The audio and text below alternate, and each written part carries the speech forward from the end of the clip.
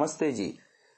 47वीं श्रव्य कणिका दयानंद दिवाकर, जिसके लेखक हैं श्री आदित्य मुनि जी वानप्रस्थ। हम तृतीय अध्याय में योग विद्या शिक्षा के 6 वर्ष के अंतर्गत योग बल से देह त्याग की बात आपको सुना रहे थे। आगे लिखा है, कुंभक के बल से या वायु की वेग वृद्धि से योगी समाहित या बाह्य ज्ञान शून्य हो जाते हैं। उस समय लगातार कुंभक करने से समाधि आ जाती है। बाहर की संज्ञा उनकी लुप्त हो जाती है। निःश्वसित वायु को पुनः पुनः ग्रहण करने से भी अचैतन्य अवस्था आ सकती है।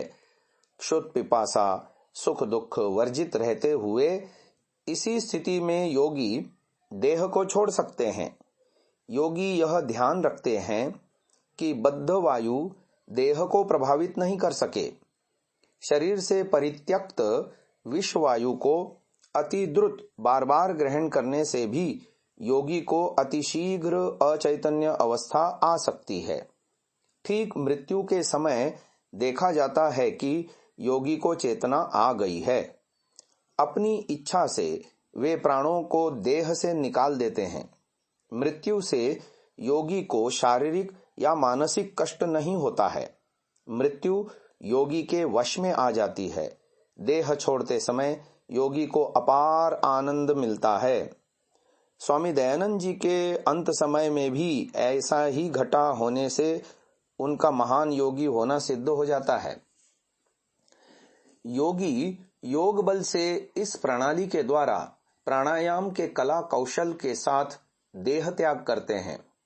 आबू शैल में स्वामी दयानंद के समाधि योग शिक्षा के गुरु स्वामी मोक्षानंद महाराज ने उनके सम्मुख इसी प्रकार से ही देह को छोड़ दिया था।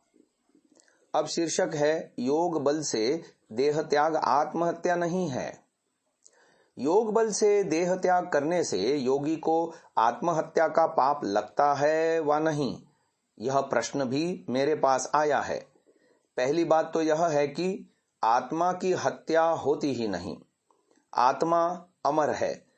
मनोविकार के कारण अपने जीवन के गुरुतर कर्तव्य भार से बचने के लिए या किसी मानसिक विकार या दुर्बलता के कारण देह छोड़ने की चेष्टा या देह को छोड़ना, यह तो पाप अवश्य है। लेकिन देह से जो कुछ पूरा करना था, सबका सब पूरा करके या महत्तर उद्देश्य सिद्धि के लिए पूर्ण वैराग्य के साथ परम गति लाभार्थ देह को समाधि योग से छोड़ने की आप्त पुरुषों ने कभी निंदा नहीं की है, अपितु प्रशंसा ही की है। आप्त पुरुषों के आचार या वाक्य ही हमारे लिए प्रमाण है। श्रुति या स्मृति भी इसका विरोधी नहीं है। आगे शीर्षक है, मनोबल लाभ। पतंजलि ने कहा है कि सुखी व्यक्तियों के प्रति मैत्री भावना, दुखी व्यक्तियों के प्रति करुणा भावना, पुण्यवान व्यक्तियों के प्रति आनंद भावना और पापी व्यक्तियों के प्रति उपेक्षा भावना रखने से अत्यधिक बल लाभ होता है। मैत्र्यादिषु बलानि, योग दर्शन 3:23। इन चारों भावनाओं के प्रति संयम का प्रयोग करने से मैत्री बल, करुणा बल, आनंद बल और उपेक्षा बल के लाभ होते हैं। इन चारों बलों से योगी जगतवासी सर्व प्राणियों के हृदयों का जय कर सकते हैं। योगी प्राणियों के सुखदाता सहृदय मित्र बनते हैं और इच्छा मात्र से ही प्राणियों के मुख्य मुख्य दुखों को दूर कर सकते हैं। इन भावनाओं की संयम सिद्धि से मन में असीम बल का संचार होता है। पाप से मन दुर्बल होता है। जिसके मन में पाप है, उसके देह में बल रहने पर भी मन दुर्बल रहता है। जिसके मन में पाप नहीं है, वह कभी कहीं से और किसी से भी भीत नहीं होता है। वह सर्वदा निर्भय रहता है। मन में दुर्बलता रहने से मन में शांति भी नहीं रहती है। मन सदा ही अशांति से पूर्ण रहता है।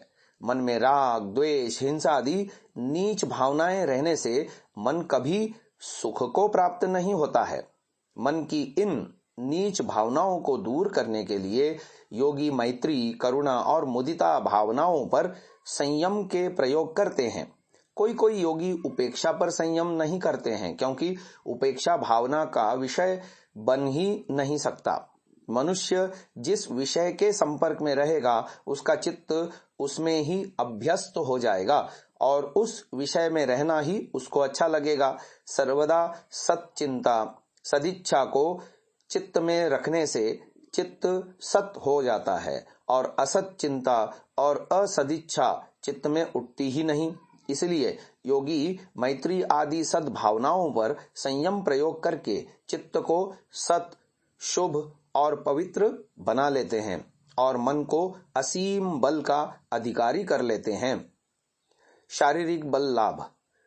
पतंजलि ने कहा है कि योगी हस्ती, व्याघ्र, सिंह, अश्व, वायु आदि बलशाली सत्वों पर बलों पर संयम प्रयोग करके चित्त को तन्मय भावों से परिपूरित करके उन बलिष्ठ तत्वों के बलों से शरीर को बलवान करते हैं। बलेषु हस्ति बलादीनी, योग दर्शन 3:24। शरीर में बल नहीं रहता है, चित्त का बल ही बल है। चित्त के बल से ही शरीर बलवान होता है और बल साध्य कार्यों को करता है। यदि योग बल से चित्त में बलशाली तत्वों के बल को आहरण किया जाए तो बलहीन भी बलशाली बन जाता है, इसमें संदेह नहीं है। आगे शीर्षक है दिव्य चक्षु लाभ। पतंजलि ने कहा है कि ज्योतिषमती प्रवृत्ति रूप आलोक को, अंतःकरण के सार स्वरूप सात्विक प्रकाश को यदि सूक्ष्म व्यवहित अर्थात अंतरालवर्ती व्यवधान युक्त और विप्रकृष्ट यानी दूरवर्ती वस्तुओं में संयम प्रयोग किया जाए तो वे सूक्ष्म, व्यवहित या विप्रकृष्ट वस्तुएं यथार्थ रूप से प्रकाशित यानी ज्ञान के आलोक में हो जाएंगी। सूत्र है प्रवृत्त्यालोक न्यासात सूक्ष्म व्यवहित विप्रकृष्ट ज्ञानम, योग दर्शन 3:25। चक्षुओं की दृष्टि से जैसे वस्तु प्रकाशित है वैसे ही ज्योतिषमती प्रवृत्ति से या सात्विक आलोक से चक्षुओं की दृष्टि से अंतर्हित वस्तुएं भी प्रकाशित होती हैं। अति सूक्ष्म परमाणु आदि क्षुद्र वस्तु, भूमध्यस्थ या अंतरालवर्ती गुप्त वस्तु या अति दूरवर्ती वस्तुओं में भी इस अंतःकरणस्थ अनन्य साधारण ज्ञान शक्ति यानी ज्योतिषमती आलोक के प्रयोग से प्रत्यक्ष ज्ञान हो जाता है। इसी का नाम कभी कभी योगी लोग दिव्य चक्षु बताते हैं। स्वामी दयानंद जी को यह दिव्य दृष्टि प्राप्त थी, ऐसा उनके जीवन की अनेकों घटनाओं से प्रतीत होता है। आगे शीर्षक है जगत चक्र का ज्ञान लाभ।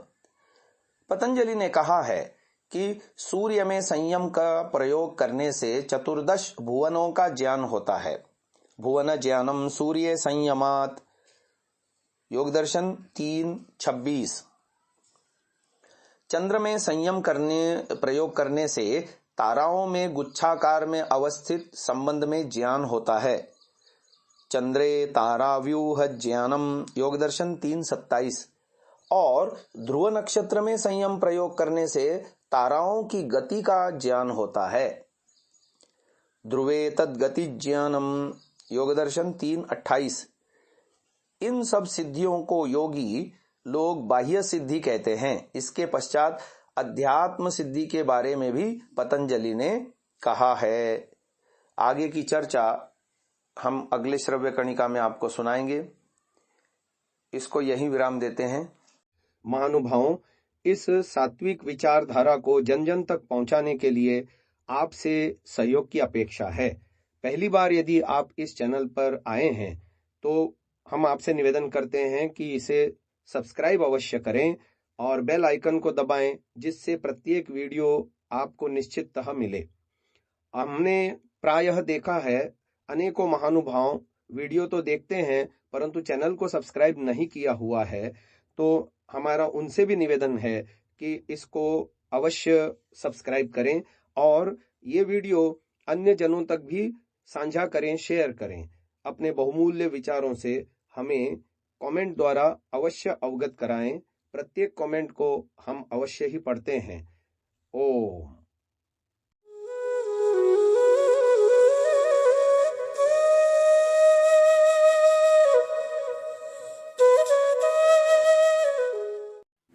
डाउनलोड सांसा ऐप, आरवीरदल ऐप, विजिट sansa.org, rvirdal.in।